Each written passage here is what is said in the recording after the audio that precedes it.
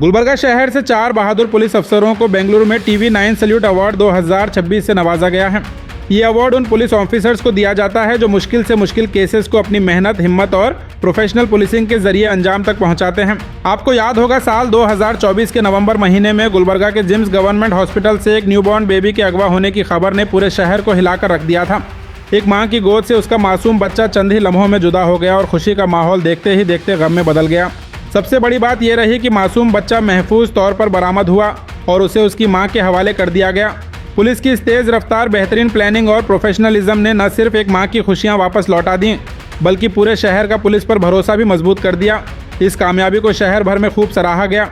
इसी शानदार परफॉर्मेंस और इस चैलेंजिंग केस को बहुत कम वक्त में सॉल्व करने पर सोमलिंगा किरादाहली, राघवेंद्र बाजांत्री, बंदनावाज और चन्ना वीरेश नाम के 4 बहादुर पुलिस अफसरों को TV9 सैल्यूट अवार्ड 2026 से नवाजा गया है।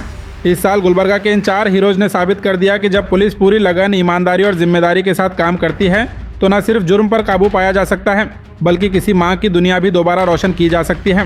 गुलबर्गा हेडलाइंस की टीम की तरफ से TV9 सैल्यूट अवार्ड 2026 हासिल करने वाले तमाम पुलिस ऑफिसर्स को दिली मुबारकबाद। हम उम्मीद करते हैं कि शहर में इसी तरह पुलिस अपनी खिदमत और फर्ज अदायगी से आवाम का भरोसा मजबूत करती रहेगी।